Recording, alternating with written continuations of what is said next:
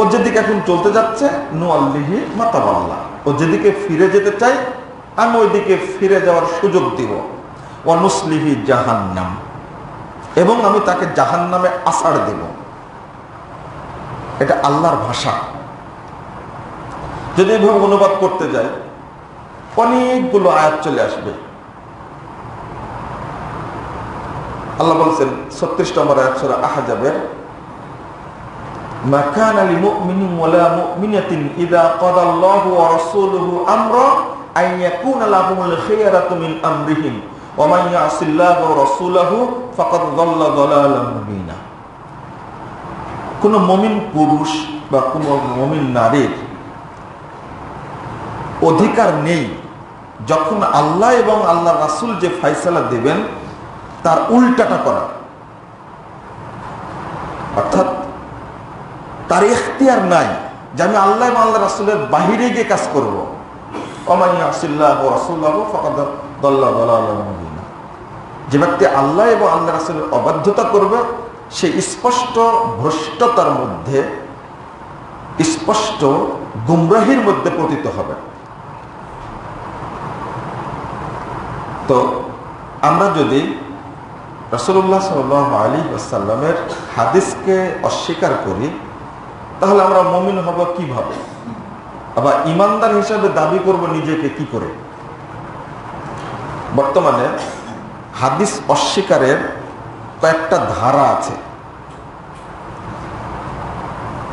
এক শ্রেণীর মানুষ বলছে শুধু কোরআন মানতে হবে, হাদিস মানা যাবে না, শুধু কোরআন মানবে তার।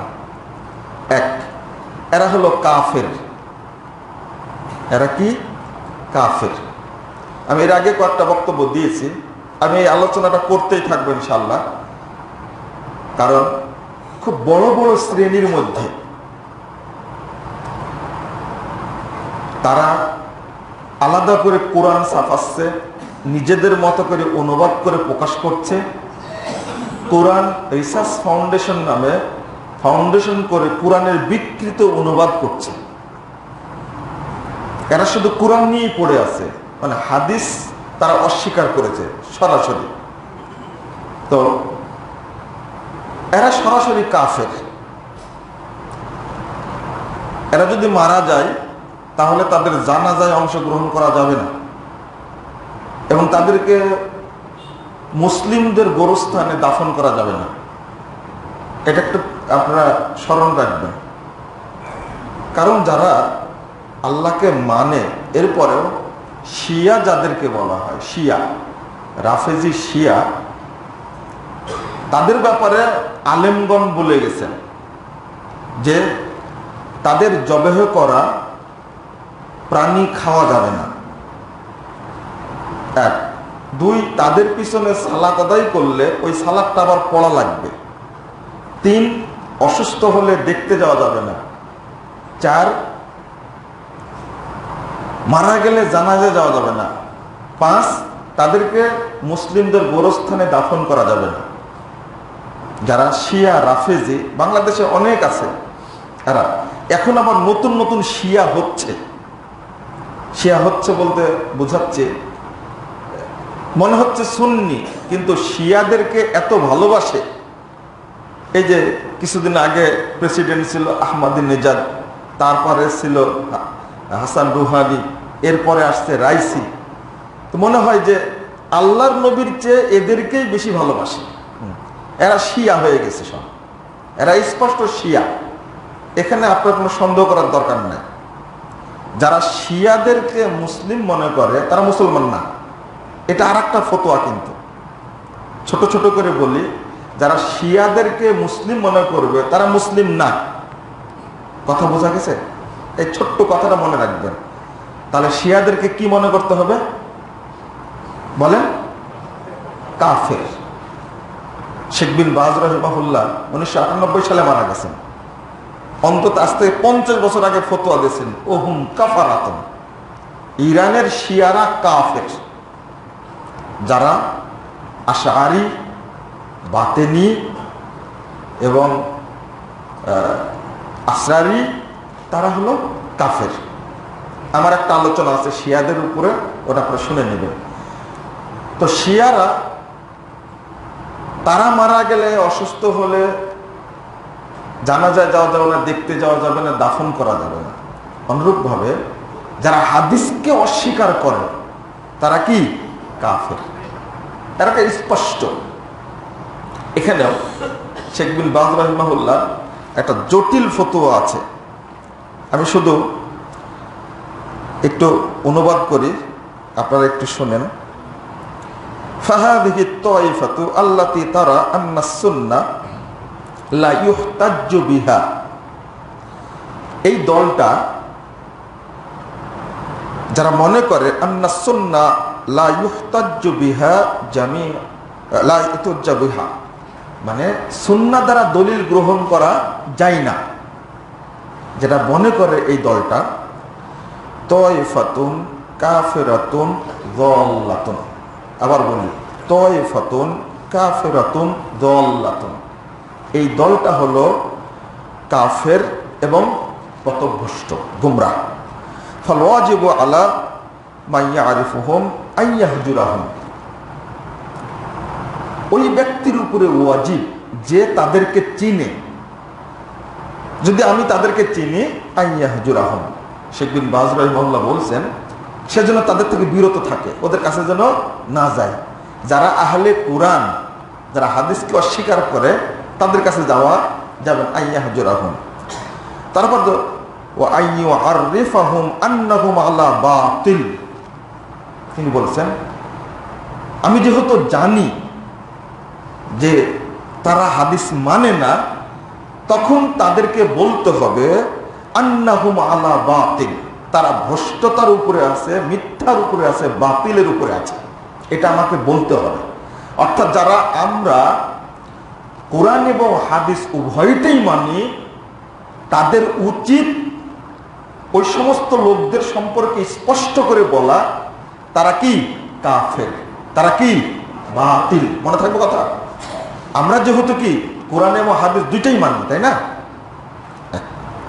তারপরে বলেছেন, আবার বলছে ওয়া আন্নাহুম কুফফারু বিহাদিহিল আমাল, যেহেতু হাদিস থেকে দলিল নেয় না এই জন্য তারা কাফের গোষ্ঠী। ফা ইনকারুহুম আস-সুন্নাহ ইয়াকফুরুনা ওয়া ইয়াখরুজুনা মিন দায়রাতিল ইসলাম, তিনি বলছেন সুন্নাতকে ইনকার করার কারণে, হাদিসকে অস্বীকার করার কারণে ইয়াকফুরুন, তারা কুফরি করেছে। ওয়া ইয়াখরুজুনা মিন দায়রাতিল ইসলাম, এবং তারা ইসলামের গণ্ডি থেকে বেরিয়ে গেছে, নাউযুবিল্লাহ, তারা ইসলামের গণ্ডি থেকে বেরিয়ে গেছে। বাল ইয়াজিবু আলা কুল্লি মুসলিমিন আন ইয়াকবালাস সুন্নাহ, বরং প্রত্যেক মুসলিমের উপরে ওয়াজিব হলো তারা যেন হাদিসকে, সুন্নাহটাকে গ্রহণ করে। ওয়া আন ইয়ামালা বিমা সাহহা মিনহা, এবং যেটা সহিহ হিসাবে হাদিস বর্ণিত হয়েছে সেটার প্রতি যেন আমল করে, এই আমল করাটা ওয়াজিব। এটা শেখ বিন বাজ রাহিমাহুল্লাহর স্পষ্ট ফতোয়া। আমি আর অত দূরে যাচ্ছি না, আরো অনেকগুলো কথা আছে।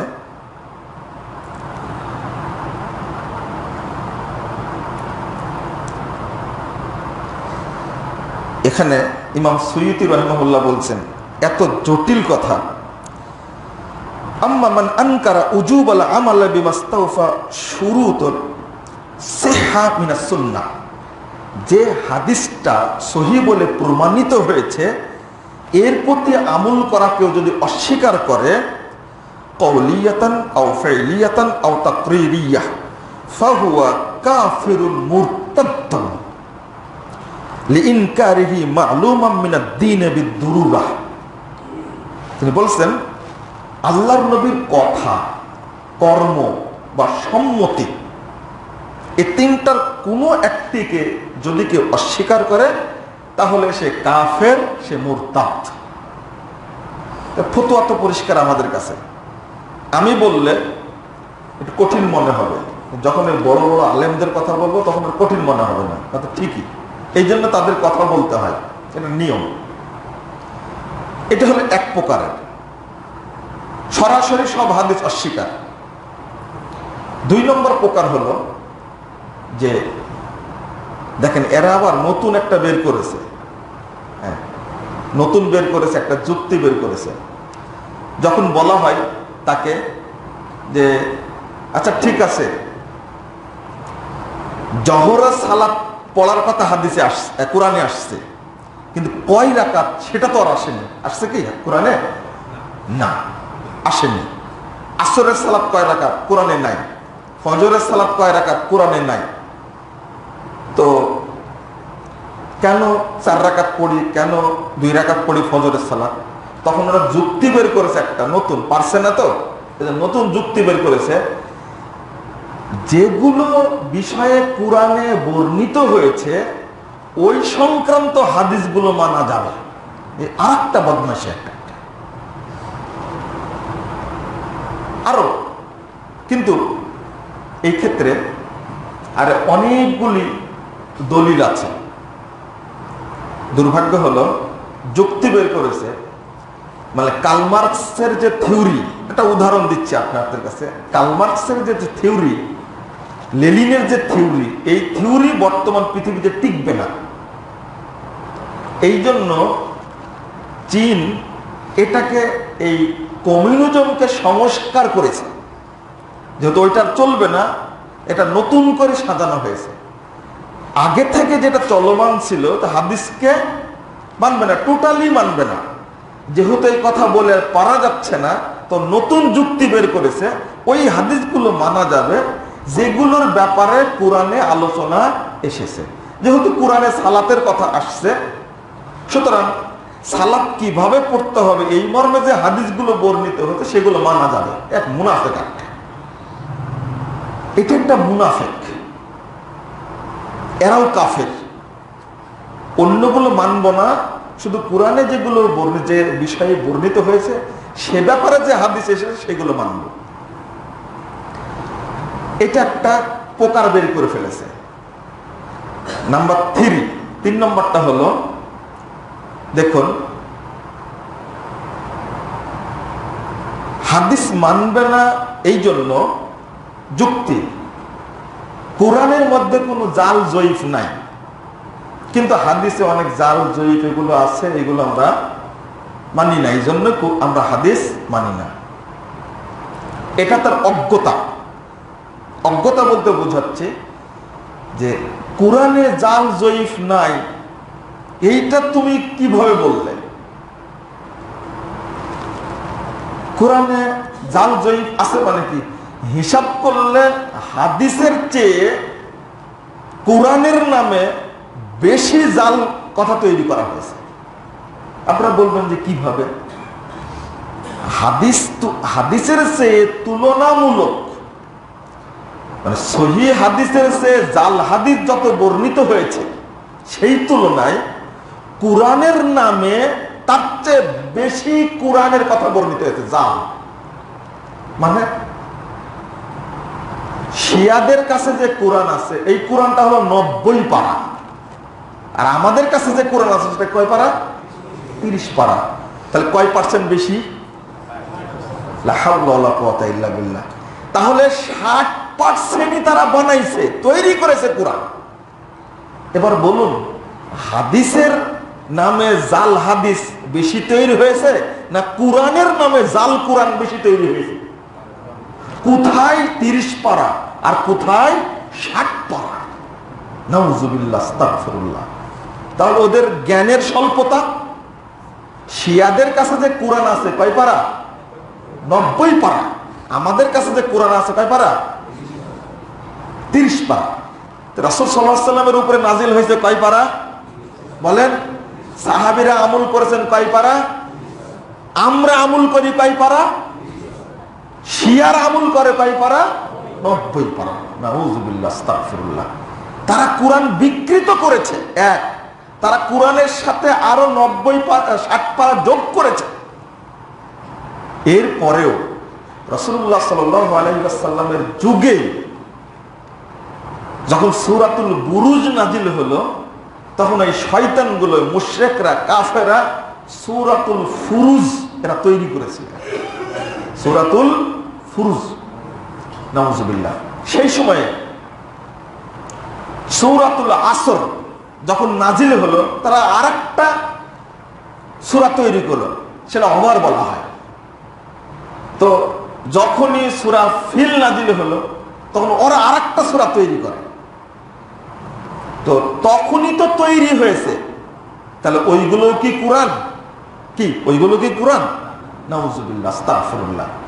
তাই কোরআনের আয়াত আল্লাহর পক্ষ থেকে নাজিল হওয়ার পাশাপাশি কাফের মুশরিকরা যে কোরআন তৈরি করেছিল, তোমাদের তো এই এলেমটাই নাই। আল্লাহ যেমন কোরআনকে হেফাজত করেছেন সাহাবীদের মাধ্যমে লিখিতভাবে, ঠিক হাদিসও আল্লাহ রাব্বুল আলামিন হেফাজত করেছেন ওই সাহাবাদের লিখনির মাধ্যমে। এখানে একটা প্রশ্ন, যে সাহাবীরা হাদিস সংকলন করেছেন ওই সাহাবীরাই কোরআন সংকলন করেছেন, তুমি কোরআনকে বিশ্বাস করো, হাদিসকে বিশ্বাস করো না কেন? কথা বুঝেননি? হাদিস কি সংকলন, কি কোরআন কি সংকলন আপনি করেছেন? কে করেছেন? সাহাবা কেরাম করেননি? হাদিস সংরক্ষণ সংকলন আপনি করেছেন? কারা করেছেন? সাহাবা কেরাম করেছেন। যারা কোরআন সংরক্ষণ করেছেন, তুমি তাদের কোরআনটা মানতে পারছো, ওরাই হাদিস সংরক্ষণ করেছেন, তোমরা হাদিস মানতে পারবে না কেন? এটা হলো একটা বদমাশি, ফাজলামি, এটা কাফের হওয়ার সূত্র মাত্র, এগুলো কিচ্ছু না। আল্লাহ দুইটাকে হেফাজত করবেন, ইন্না নাহনু নাযালনা যিকরা ওয়া ইন্না লাহু লাহাফিজুন। আল্লাহ নিজেই বলেছেন, আমরা জিকির নাজিল করেছি এবং এই জিকিরকে হেফাজত করার দায়িত্ব নিয়েছি। আলহামদুলিল্লাহ। হাদিস হলো কোরআনের কি ব্যাখ্যা? হাদিস কি কোরআনের ব্যাখ্যা? একটা ছোট্ট সূত্র জেনে নেন আপনারা। আমরাও বলে থাকি, আলেমরা বলে থাকেন, এক চরম ভুল কথা। সেই কথাটা কি? সেটা হলো যে কোরআন দ্বারা আগে কোরআনের ব্যাখ্যা হবে, যদি কোরআনে ব্যাখ্যা না পাওয়া যায় তা হাদিস দ্বারা করতে হবে। কি কথা আমরা বলি যে কোরআন দ্বারা কোরআনের ব্যাখ্যা আগে করতে হবে, তারপরে হাদিস দ্বারা হাদিসের কোরআনের ব্যাখ্যা করতে হবে। এই যে কথাটা মুখে মুখে প্রচলিত আছে, আহলে হাদিস আলেমও অনেকেই বলে, নাউজুবিল্লাহ, এই কথা বলাটাই ভুল। কোরআনের ব্যাখ্যা হবে কি দ্বারা? হাদিস দ্বারা, সরাসরি উত্তর। কারণ হাদিস না বুঝলে কোরআন বোঝা যাবে না, এটাই হলো কথা। আর আল্লাহ এটাই বলছেন সূরা নাহল আপনার 42-43 নম্বর আয়াত, ওয়া আনজালনা ইলাইকা যিকরা লিতুবাইয়িনা লিন-নাস মা নুযিলা ইলাইহিম। আমরা জিকির নাজিল করেছি আপনার প্রতি। কেন নাজিল করেছে? লিতুবাইয়িনা লিন-নাস, মানুষের কাছে যেন বর্ণনা করেন, মা নুযিলা ইলাইহিম, তাদের কাছে যে কোরআন নাজিল হয়েছে এইটার জন্য আপনি ব্যাখ্যা করতে পারেন, এই জন্য আমরা আপনার প্রতি হাদিস নাজিল করেছি। আলহামদুলিল্লাহ। তাহলে এটা আল্লাহই বলে দিচ্ছেন। এখন আসুন, আরো 2-3টা প্রকার, তার মধ্যে একটা হলো হাদিস মানা যাবে না, সুন্নাহ মানতে হবে। কি বলতে হবে? হাদিস মানা যাবে না, কি মানতে হবে? সুন্নাত মানতে হবে। এটাও একটা হাদিস অস্বীকার। বাংলাদেশে এই নতুন মতবাদ তৈরি হয়েছে, এর আগে ছিল না। হাদিস এবং সুন্নাতের মধ্যে পার্থক্য করে ফেলেছে, হাদিস এবং সুন্নাতের মধ্যে পার্থক্য করে ফেলেছে এবং বলছে আমরা সুন্নাত মানি, হাদিস মানি না। স্পষ্ট করে বলছে এইভাবে।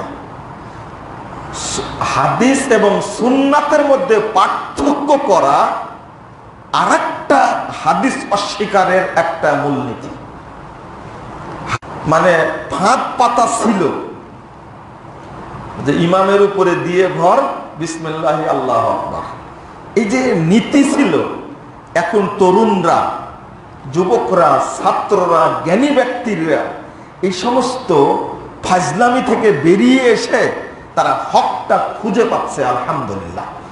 এটাই হলো বড় কারণ, এই বেদাতীদের ক্ষিপ্ত হওয়ার কারণ। যারা মাজারের ডিলার, প্রতিষ্ঠাতা, হ্যাঁ, যারা পীর ফকিরে এই মানে মাজার পূজা, কবর পূজা, পীর পূজা, খানকা পূজা এইগুলো নিয়ে ব্যস্ত থাকে, তাদের মাথাটা গরম হওয়ার কারণটা কি? গরম হওয়ার কারণ হলো যে ওই পরিবার থেকে, যে পরিবার পীরকে ভক্তি করে, ওই পরিবার থেকে এমন একটা ছেলে সংশোধন হয়ে গেছে, এখন ছেলেকে না পারছে বের করে দিতে, না পারছে তার কথা সহ্য করতে। বাপকে বলছে, আব্বু এটা তুমি কি করো? এটা মুসলমানের বাচ্চা, আল্লাহকে সেজদা করবে, তুমি পীরকে সেজদা করো কেন? লেগে যাচ্ছে, বাপ ছেলে লেগে যাচ্ছে, মা বাপ লেগে যাচ্ছে। বাপ তো সারাদিন পীর পূজা করে, মা বাড়ির মধ্যে থেকে থেকে বিভিন্ন বক্তব্য শুনে শুনে মায়ের আকীদা পরিবর্তন হয়ে গেছে। তখন তারা বলছে যে চলমান যেটা আমল সেটাই করতে হবে, নতুন করে কেতাব দেখার দরকার নাই। এই আর একটা যুক্তি বের করেছে, লা হাওলা ওয়ালা কুওয়াতা ইল্লা বিল্লাহ। দলিলে নাই তো তুমি মানবে কেন? দলিলে নাই তো মানবে কেন? এখন এই আপনারা এই কুরবানিতে বহু মানুষ বাংলাদেশের আগে কি করত, আকিকা আর কুরবানি একসঙ্গে মেরে দিত, একবার চলতো। এখন মানুষ জানতে পেরেছে, পাগড়িওয়ালা বড় হুজুরের কাছে জিজ্ঞেস করছে, সবুজ পাগড়ি, যে আকিকা আল্লাহ নবী করেছেন কুরবানি সহ, এর একটা হাদিস দেখান। তখন বলছে, আরে বেটা, হাদিস তো আমরা মানি না, আমরা সুন্নত মানি। তা সুন্নাত মানে সেটাই দেখান, এই যে সুন্নাত চালু আছে এটাই, লা হাওলা ওয়ালা কুওয়াতা ইল্লা বিল্লাহ, যেটা চালু আছে এটাই সুন্নাত। বলেন, ওকে তো জুতা দিয়ে মারলে হবে না, আরো কিছু দিয়ে মারতে হবে। একটা ছেলে একটা লোককে জিজ্ঞেস করছে দলিল কই, যেটা চালু আছে ওইটাই দলিল। একটা হলো চলমান ধর্ম, আর একটা হলো চূড়ান্ত ধর্ম। মানবেন কোনটা? মানবেন কোনটা? চূড়ান্ত যেটা হাদিস দ্বারা বর্ণিত, দলিল আছে। এখন তারা এইগুলো নিয়ে আলোচনা করছে। তাহলে এটা একটা রূপ। এবার একটা ভিতরে ঢুকবো আপনাদেরকে, যেটা আলোচনা করতে চাচ্ছিলাম সেখানে ঢুকতেই পারলাম না। সেটা হলো হাদিস অস্বীকার করা আরেক ধাপ। দেখেন, আরেক ধাপ হলো, এখানে তিনটা ধাপ আছে, এই তিনটা ধাপটা খোলাসা করে দিয়ে আমি খুতবা শেষ করবো ইনশাআল্লাহ। এক ধাপ হলো যে খবরে আহাদ, একক রাবি কর্তৃক বর্ণিত হাদিস গ্রহণযোগ্য নয়। নাউযুবিল্লাহ, আস্তাগফিরুল্লাহ, আস্তাগফিরুল্লাহ। অর্থাৎ রাসূল সাল্লাল্লাহু আলাইহি ওয়াসাল্লাম থেকে একজনই বর্ণনা করেছেন, আর কোন সাহাবী বর্ণনা করেননি। এবং সাহাবীদের থেকে একজনই বর্ণনা করেছেন, তাবেঈদেরকেও বর্ণনা করেছেন একজন। এরকম হাদিসকে বলা হয় কি? খবরে ওয়াহিদ। খবরে ওয়াহিদ বলা হয় এটাকে। এখন তারা বাদ দিল কিভাবে? উদাহরণ দিলে বুঝবেন আপনারা। আচ্ছা, আপনার সালাত পড়তে, জহর সালাত পড়তে সময় লাগে কয় মিনিট? 11 মিনিট, 11-12 মিনিট লাগে মোটামুটি। আমার জহর সালাত পড়তে সময় লাগে 2 থেকে 2.5 মিনিট। জহরের সালাত কয় রাকাত? আপনারাও পড়েন কয় রাকাত? 4 রাকাত। আমিও পড়ি কয় রাকাত? 4 রাকাত। আপনার সময় লাগে 10-11 মিনিট, 12 মিনিট। আমার 1.5 মিনিট, 2.5 মিনিট লাগে কেন? কারণ জানেন? কারণ হলো যে আপনি যে তাদিলে আরকান সহ আপনি বিভিন্ন মসজিদে যান আশেপাশের, দেখেন জহরের সালাত এমন জোরে মারবে, আপনার সূরা কেরাত পড়া তো দূরের কথা, আপনি রুকু সেজদা তাসবিহ পড়ার সুযোগ হবে না। এত জোরে, মুরগির সে ঠকাঠক, কাকের সে ঠকাঠক মারবে একবার। হ্যাঁ, রুকু থেকে না দাঁড়াতেই সেজদায় চলে যাবে একবার। হয় না এরকম? প্রায় বাংলাদেশ সব মসজিদে। তাহলে কেউ ভুল ইবাদত করে ওরা? ইমাম তো ভালোই ছিল, সালাতে দাঁড়ালে ওর গায়ে আগুন ধরে কেন? বুঝলেন না কথা? ইমাম শান্তশিষ্ট, কত ভদ্র, যখন আসে সালাতে দাঁড়ানোর পরে তো ব্যায়াম করা শুরু হয়ে যায়। কারণটা কি? এত তাড়াহুড়া করে কেন? মনে হচ্ছে যে গরম তেলের মধ্যে চুবানো হয়েছে, ঠাস ঠাস করে মার্চার উঠাচ্ছে। ওরা কি ভুল করে? এর কারণটা কি? কারণ আছে। আমরা যে হাদিসটা প্রাধান্য দিয়ে আমল করি তা দিলে আর কান সহ ধীরস্থিতার সাথে সালাত পড়তে হবে। আপনারা তো কারণ জানেন না, এই কারণটা আজকে জেনে নেন। এটা হলো ফতোয়া, যেখানে আমাদের স্পষ্ট বক্তব্য রুকু শান্তভাবে না হলে, সেজদা শান্তভাবে না হলে, রুকু থেকে সুন্দর করে সোজা হয়ে মানে তৃপ্তির সাথে না দাঁড়ানো পর্যন্ত ওই সালাত হবে না। এই হাদিসটাকে তারা কুরবানি করেছে বহু আগে, মানে কুরবানি করে গোষ্ঠী শেষ করে দিয়েছে হাদিসটা। এই হাদিসের নাম হলো তাদিলে আরকান। অর্থাৎ সালাতের মধ্যে যে রুকুনগুলো আছে এগুলো ধীরে সুস্থের সাথে করা। বাদ দিল কি করে তারা? এটা 757 নম্বর হাদিস, সহিহ বুখারীর হাদিস 757 নম্বর। ওই যে আল্লাহ রাসূল বসেছিলেন মসজিদে, সহিহ বুখারীর হাদিস, আবু হুরায়রা রাদিয়াল্লাহু আনহু বলছেন, দাখালা রাজুলুন ওয়া জালিসুন রাসূলুল্লাহ সাল্লাল্লাহু আলাইহি ওয়াসাল্লাম নাহিয়াতুল মসজিদ। আল্লাহ রাসূল মসজিদের কোণে বসেছিলেন, একজন ব্যক্তি ঢুকলেন। ঢোকার পরে সালাত আদায় করে আল্লাহ রাসূল সালাম দিয়েছেন। সালাম উত্তর দিয়ে আল্লাহ রাসূল বলছেন, ইরজি ফাসাল্লি ফাইন্নাকা লাম তুসাল্লি, ফিরে যাও, সালাত পড়ো, তুমি সালাত পড়ো। কথা বুঝতে পারছেন? কয়বার বলেছিলেন আল্লাহ রাসূল? 3 বার, সালাতান। তারপরে বলেছেন যে আল্লাহর কসম, লা উহসিনু আলা হাদা, আল্লাহ রাসূল আমি এর চেয়ে সুন্দর করে আর সালাত পড়তে পারবো না। এই হাদিস দ্বারা প্রমাণিত হয় যে রুকু সেজদা ধীরস্থিরতার সাথে না করলে তার সালাত হবে না। আল্লাহ রাসূল এবার শিক্ষা দিলেন তাকে। কি বলে শিক্ষা দিলেন? এই কথাটি বলে, হাত্তা তাতমাইন্না রাকিআন, যখন রুকু থেকে উঠবে, হাত্তা তাতাদিলা কায়মান, এই যে তাদিলে আরকান, তুমি যখন রুকুতে যাবা তখন রুকু যেন খুব সুন্দর হয়। তার আগের বক্তব্য হলো কাব্বির, তুমি তাকবীর দিবা। তারপরে সুম্মা ইকরা বিউম্মিল কুরআন, সূরা ফাতিহা পড়বা। অন্য হাদিসে আসছে যতটুকু তোমার ইচ্ছা ততটুকু কোরআন পড়বা, এর অর্থ হলো সূরা ফাতিহা। যেখানে এসেছে ফাকরা মা তায়াসসারা মিনাল কুরআন, যতটুকু ইচ্ছা ততটুকু তেলাওয়াত করে, অর্থ হলো সূরা ফাতিহা। এই হাদিস দ্বারা প্রমাণ করে। 859 নম্বর হাদিস আবু দাউদের মধ্যে এসেছে। শিক্ষা দিলেন এইভাবে, তুমি যখন সেজদা দাও, হাত্তা তাতমাইন্না সাজিদান, সেজদাটা সুন্দর প্রশান্তির সাথে করো। যখন সেজদা থেকে উঠবে তখনও প্রশান্তির সাথে করো, বলে দিলেন। এটা 757 নম্বর হাদিস।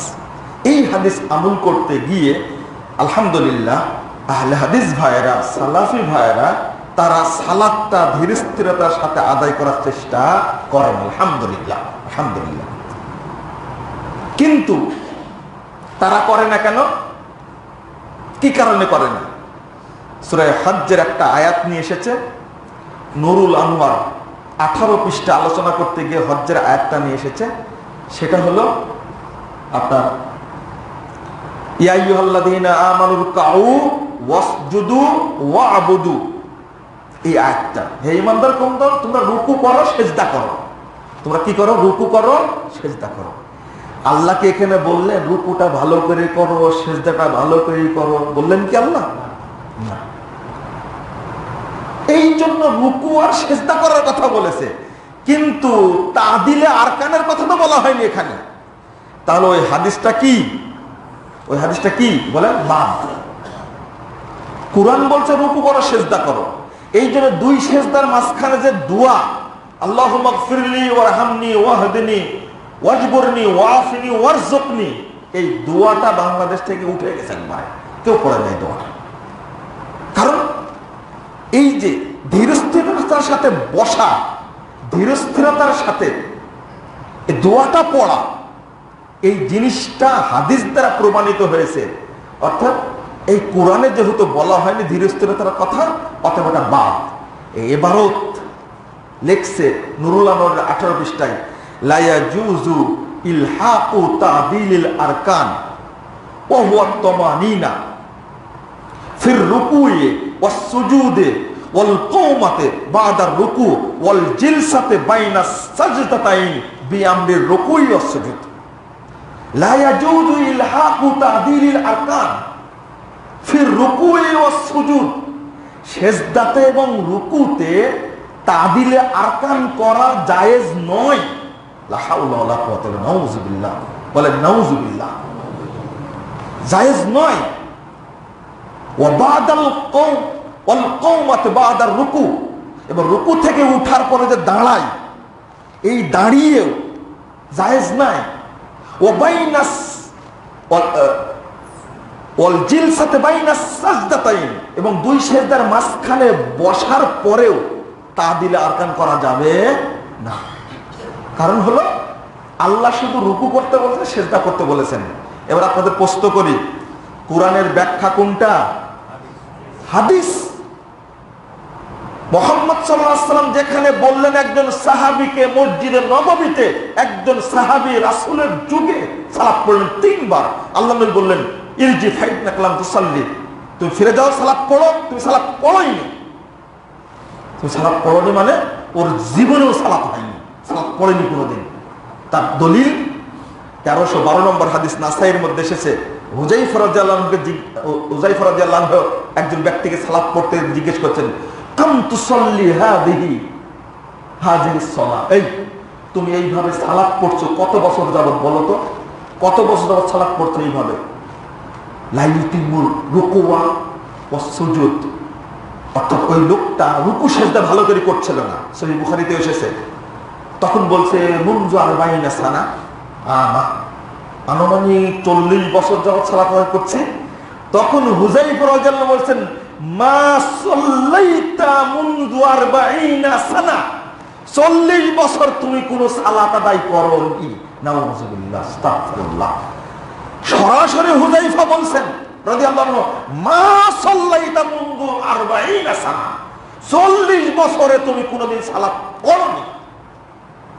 লাউ মুত্তা হাদিহি সালাহ মুত্তা আলা গায়রি ফিতরাতি মুহাম্মাদিন সাল্লাল্লাহু আলাইহি ওয়াসাল্লাম, তুমি যদি এইভাবে সালাত পড়তে পড়তে মারা যাও তাহলে তুমি বেদিন হয়ে মারা যাবা, মুহাম্মাদের দ্বীনের উপরে মরতে পারবে না। যে হাদিসের কারণে আল্লাহ নবী বললেন তোমার সালাত হয়নি, ওই হাদিসটাকে বাদ দিয়ে দিছি। বাদ দেওয়ার আরেকটা কারণ হলো আবু হুরায়রা রাদিয়াল্লাহু আনহু তিনি ফকিহ সাহাবী না, তিনি ফকিহ সাহাবী না, আনাস ফকিহ সাহাবী না। পেশাব করে কুলুপ নেওয়ার ফতোয়া খুঁজো, আর আবু হুরায়রা আর আনাস রাদিয়াল্লাহু আনহুর মতন এত বড় বিশাল বড় পণ্ডিত সাহাবীকে বলো তুমি এরা ফকিহ সাহাবী না। নাউযুবিল্লাহ, আস্তাগফিরুল্লাহ। এটাও একটা সাহাবীদের প্রতি অপবাদ, মিথ্যা অপবাদ। এটা একটা। বন্ধুরা আবার আমি কথা গুটিয়ে নিয়ে আসতে পারলাম না। খাবারে ওয়াহিদ, একক রাবি কর্তৃক হাদিস গ্রহণ করো না, কিন্তু ঠিকই তো ইন্নামাল আমাল বিন্নিয়াত, এই হাদিসটা সহিহ বুখারীর প্রথম হাদিস। এই হাদিস দ্বারা যত জগতের নিয়াত আছে সব নিয়াত তৈরি করেছে। এটা শরমও লাগে না, লজ্জাও লাগে না। শুধু পায়খানা যাওয়ার নিয়াত তৈরি করেন, জহরের এক নিয়াত, আসরের এক নিয়াত, মাগরিবের এক নিয়াত, ফজরের এক নিয়াত, সুন্নাতের এক নিয়াত, বেতের এক নিয়াত, তারপর তারাবির এক নিয়াত, তাহাজ্জুদের এক নিয়াত, ঈদের এক নিয়াত, জানাজার এক নিয়াত। নিয়াত করতে করতে সিয়ামের নিয়াত, হজ্জের নিয়াত তৈরি করতে করতে শরীয়তের 12টা বাজাছে। দলিল কোনটা? ইন্নামাল আমাল বিন্নিয়াহ। সমস্ত আমল নির্ভর করে কিসের উপরে? অথচ এই হাদিসটাই হলো খবরে আহাদ। এই হাদিসটাই হলো খবরে আহাদ। যাতে মাতাল তালে ঠিক। দুর্ভাগ্য, এটা আমাদের জন্য খুবই দুর্ভাগ্য। এটা তো সাধারণ মানুষ বুঝে না। এই যে আলোচনাগুলো করলাম আপনাদের সামনে, প্রথমেরটা হয়তো বুঝেছেন, পরেরটুকু কি বুঝলেন? বুঝার মতো না। এই আলোচনাগুলো আলেমদের জানার জন্য যেভাবে মানুষকে পথভ্রষ্ট করেছে, আলহামদুলিল্লাহ বহু ছাত্র, বহু আলেম, তাদেরকে বলি যে আপনারা শাহুলুল্লাহ মুহাদ্দিস দেহলভী রাহিমাহুল্লাহ তার হুজ্জাতুল্লাহিল বালেগা খুলেন। তিনি যেভাবে মানে কথা বলেছেন, খবরে আহাদ এর প্রকার করেছে, মানে আকীদার ক্ষেত্রে খবরে আহাদ জায়েজ নয়, আস্তাগফিরুল্লাহ, নাউযুবিল্লাহ। ইন্নামাল আমালু বিন্নিয়াত, এটা কি আকীদা না? এটা তো আকীদা। 56টি হাদিস আসছে, সেটা আলবানী রাহিমাহুল্লাহ বের করেছেন। সেগুলো প্রতি আমল করে, আর মুখে বলে খবরে আহাদ আমরা মানি না। মূলত সমস্যাটা কোন জায়গায়? যখন হাদিসটা মাযহাব বিরোধী হয় তখন বলে আমরা হাদিস মানব না। লা হাওলা ওয়ালা কুওয়াতা ইল্লা বিল্লাহ। কথা বুঝাতে পারলাম? সমস্যাটা কোন জায়গায়? যখন দেখা যায় হাদিসটা কি বিরোধী হয়? মাযহাব বিরোধী হচ্ছে। সে শাফি মাযহাব হোক, হানাফি মাযহাব হোক, হাম্বলি মাযহাব হোক, মালিকি মাযহাব হোক, যে মাযহাবই হোক না কেন, যখন এই হাদিসটা মাযহাব বিরোধী হচ্ছে তখন মাযহাবের উপরে কায়েম থাকবে, হাদিসকে বর্জন করবে। এটা হলো আসল কথা। আল্লাহ আমাদেরকে যথাযথভাবে হাদিস এবং সুন্নাতের উপরে আমল করার তৌফিক দান করুন, আমিন। আল্লাহ আমাদের সার্বিক জীবনে কোরআন এবং সহিহ হাদিসের উপরে আমল করার তৌফিক দান করুন, আমিন ইয়া রাব্বাল আলামিন। আল্লাহ রাব্বুল আলামিন আমাদেরকে যেন বেশি বেশি সুন্নাতের প্রতি মহব্বত সৃষ্টি করে দেন এবং সুন্নাতকে প্রচার করার তৌফিক দান করেন, আমিন ইয়া রাব্বাল আলামিন। আকুলু কওলি হাযা আস্তাগফিরুল্লাহ লি ওয়া লাকুম ওয়া লিসাইরিল মুসলিমিন।